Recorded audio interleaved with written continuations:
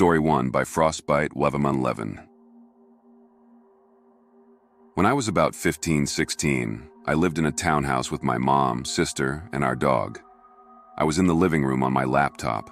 I used to piss my mom off a lot because I'd be laughing and making noise. Often I'd hear her run down the stairs from her bedroom to tell me to shut up and go to bed. One night, at around 1 a.m. or so, I heard my mom coming down the stairs. The staircase that leads to the upstairs is separated by a wall, so I couldn't see who was coming down them. I was on this love seat on my knees while my laptop was hosted onto the back of the love seat. So, I buried my face into my arms, pretending to be asleep so she wouldn't get mad at me. Something seemed off, though. My mom, when she was mad at me for being loud at night, would often be almost doing a full-on run down the stairs. But this sounded different. It sounded like someone was walking down the stairs, but it sounded like they were power walking. What I mean is that when she was walking, it sounded like every step she took was very heavy and loud. I heard my mom go into our basement. I waited a bit for her to come out of the basement, but never did. I thought nothing of it. Which is kind of ironic that I wasn't freaked out because I had always been freaked out by ghosts. I always hated having to turn off the lights before going upstairs to my bed, and I pissed my mom off many times by running up the stairs to get to my bedroom because it was pitch black when I had to go up the stairs and into my room. Around 4 or so hours go by, and it's about 5 a.m. now. I'm starting to feel tired and decide it's time for bed. But my mom still hasn't come up from the basement. I wondered to myself, what the fuck is she doing? I go to the door leading into the basement and call out to her. No reply. I call out again. Still no reply. I think nothing of it and go upstairs. But before I go to my bedroom, I decide to check on my mom's bedroom. I open her door a little and see that she's asleep along with my little sister. There's absolutely no way she could have gotten past me out of the basement because I would have heard and seen her. Another weird thing about that night was the dog was just completely missing. I would sometimes let the dog out at night to roam the streets, but he would always come back to be let in. But I didn't let the dog out that night, and he was just missing. I called him, and he never came.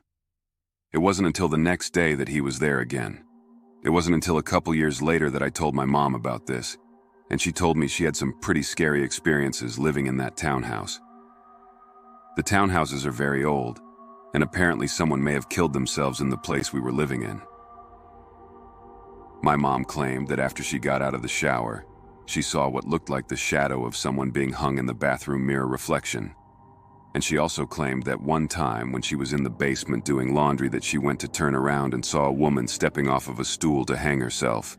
She screamed and ran up the stairs. And my little sister also said one time that in the basement window, she saw the word help, along with 2 handprints on the window. My sister also had her relatives living in that same townhouse at one point, and they claimed that they sometimes could hear voices coming from the basement. I also don't know if this is relevant, but many years later I had a random dream once about that basement where there was a huge hole in the wall, and it looked wet, like it led into a dark sewer or something, and there was an ominous feeling coming off of the hole. I went into the hole and found myself crawling through really weird things. I can't remember most of it, but one part of the hole when I was climbing through it was extremely narrow, and it was full of very sharp pieces of metal sticking inside of the tunnel. I had to be super careful when maneuvering around inside. Story 2 by OK Relationship 5708. My mom and her deceased boyfriend started dating when I was going into 5th grade. We never saw eye to eye. I was a silly kid. He was a serious, grumpy man. Going into 5th grade, a lot of mental problems came up with me, causing me to not be a silly kid anymore. My mom's boyfriend and I started arguing more, started resenting each other. He would single me out, not include me, talk down to me, and just straight up ignore me. I would do the same. My mom didn't really care. She had a habit of choosing men over her children. At the end of 5th grade, more and more problems kept coming up, and my mom, her boyfriend, and my special needs brother moved to a different state without me, leaving me with my dad. Fast forward to 7th grade, I hadn't gotten better, but now my mom wanted me again. Her boyfriend and I continued to have issues, but for the most part we just ignored each other. I fell into a bad crowd, bad habits, bad choices. This is when I learned that my mom's boyfriend resented me because we were so alike. He was just like me when he was younger. Both him and my mom told me this in family therapy. However, none of our problems got resolved. Fast forward again. To 8th grade, my mom and her boyfriend realized how bad of a kid I was, and we moved states again. Now we were all stuck in the middle of nowhere. They put me in a school. The population was like 150 people. I never kicked my bad habits, as I had quickly made friends in the neighboring town, 25 minutes away. Along the course of 3 years, my mom's boyfriend and I's relationship had never gotten any better and was steadily getting worse. The breaking point was when, early in the morning, I didn't want to go to school. My mom had told me I didn't have to go to school, so I went back to bed. My mom's boyfriend busted into my room, screaming at me, which caused me to have a PTSD episode. My mom finally broken up with him then and there, and later in the day, made me and my brother pack our suitcases. We left and went to the neighboring town where my grandma lived and stayed with her until my mom's boyfriend sadly passed away. Nobody knew the cause of death, but I had this horrible gut feeling that it was an OD. We moved back into the house that we all lived in before. They broke up, and it just did not feel right. I had this reoccurring dream that him and I were sitting at a table in a dimly lit room in a restaurant, and we were talking. He would then go on to say, "You were right, I'm sorry, I love you," in the dream. And he would promptly have a seizure and my dream would end, causing me to wake up in a dead cold sweat, having a panic attack. A few months of this went on before it stopped, and I felt confident enough to leave the house again. We have a small cafe restaurant in our town, and I would go there almost every day. I think I should add that my mom's boyfriend passed away in this cafe, because he worked there. My mom had given me some of her boyfriend's clothes this day. We had the same grunge style, and I put on a pair of his pants and went to the cafe. As soon as I walked in, I heard the sound of a prosthetic leg walking. He had a prosthetic leg due to it having to get amputated. I was so weirded out, and I actually started sweating. I greeted the owner of the place. It would be helpful to add that he did not have any prosthetics, and there was nobody else in the cafe, and talked with him for a bit before I had to use the restroom. There's a back room near the restroom that is hard to miss.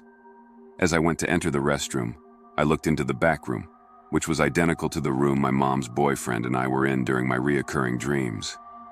As I looked into the room, I saw a dark shadow, which was too dark to just be a simple shadow in the room. I stared at it for a second, before I started having a panic attack and quickly looking away to go into the restroom. Again, let's fast forward about a year. I hadn't forgotten about this situation, but I don't think about it a lot either. New owners bought this cafe, and I decided to apply for a job. Big mistake. I worked for about 4 months, and in those 4 months, I've had cleaning liquids, bleach, all-purpose spray, etc. sprayed on me when absolutely nobody else was around. I have had 5-gallon tubs of pickles tilt off the ground and spill all over me. I'm 5'4", 105 lbs. I can't lift a 5-gallon bucket without 2 hands. And have been on the verge of panic attacks in the middle of panic attacks. And then they immediately stop, which never happens without strong medication. And have heard him talking to me and telling me where to find certain things. He has a distinct voice, years of smoking. I also have come to learn that the day before he passed, my mom would frequently visit him at work. He had told my mom something along the lines of, "Please tell your daughter that nothing I ever did was her fault. It's my own personal demons that haunt me, and I don't want to get close to her because I don't want to hurt her." He had a previous relationship and a daughter and son. He had gone to jail for DV. This is all crazy to me. I have told my ex-coworkers about my experiences, and they said they've experienced similar things. There is one girl that used to work with my mom's boyfriend, and she said, "If I don't tell him good morning when I open, he'll knock chips off the shelf and overflow the sinks." which I have experienced as well. I don't know if it's him, if he's trying to tell me something, or if he's just being a silly guy. If it's him, he has helped me through that job so much. I miss him, even if we hated each other while he was living.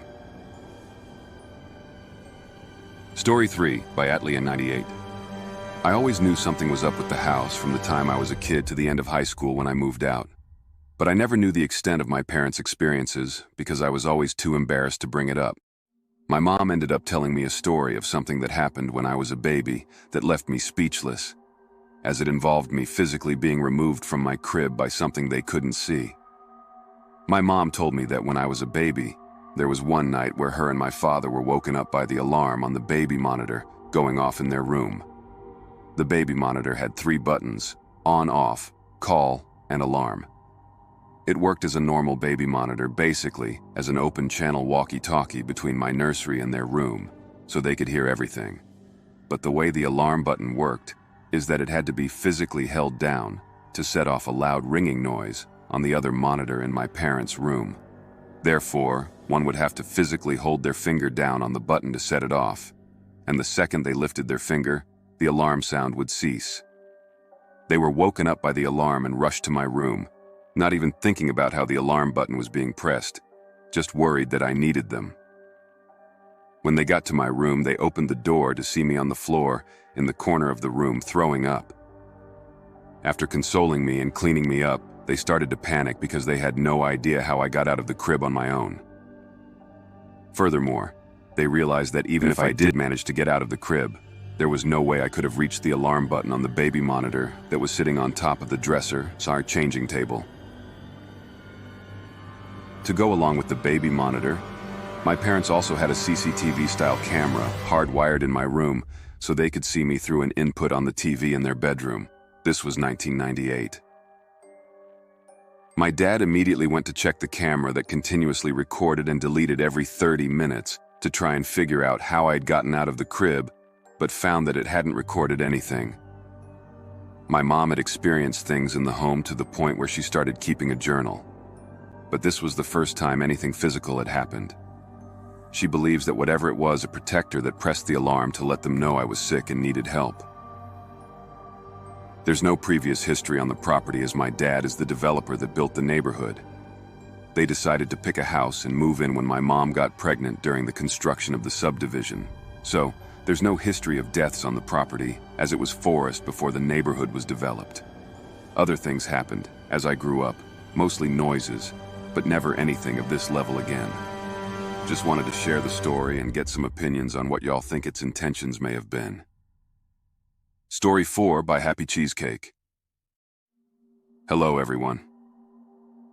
I just want to say my family tends to encounter a lot of paranormal activity, and usually when we experience it, something happens, or someone dies. Anyway, last night I woke up out of nowhere having a full-on panic anxiety attack. I have never gotten one before. It was full-on fast heartbeat, cold sweats, chills, and a dreadful, horrible feeling, as if I had gotten news someone had died. I wasn't having any nightmares. I don't even recall dreaming. I started praying for my family, tossed and turned until I fell asleep.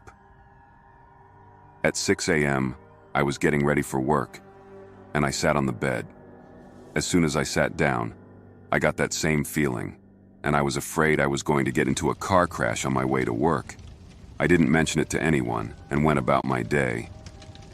My sister moved into her new place today, and I called her to see how she's doing, and she told me that around 2 a.m., she woke up because her bedroom door creaked open, and she saw someone peeping in. She thought it was her mother-in-law. She's with her for the night. My sister's husband passed away 1 year ago. My sister didn't have her glasses on, but she was able to see the shadow of a head peeking in, and her dog was growling at the door, and eventually the door slammed open, but no one was there. She said she tried her best to brush it off and went back to sleep. After our discussion, my brother texted our group chat saying he had the weirdest dream. He dreamed that my sister and our niece were in his apartment, and there was a man with them, but the man had no face, and he was pale. He also said he knew that wasn't our sister or our niece, but something pretending to be them. He said he felt it very vividly, and he kept telling them to go away, that he knew it wasn't them.